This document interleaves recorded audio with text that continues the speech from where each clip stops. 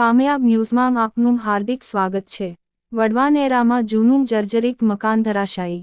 ભાવનગર શહેરના વડવાનેરા વિસ્તારમાં આવેલ એક જૂનવાણી જર્જરિત મકાન ધરાશાયી થતાં નાસભાગ મચી સદનસીબે જાનહાનિ ટળી ફાયર બ્રિગેડનો કાફલો ઘટના સ્થળે દોડી ગયો। આ સાથે જ અમારી ચેનલ લાઇક કરો, શેર કરો અને સબસ્ક્રાઇબ કરો।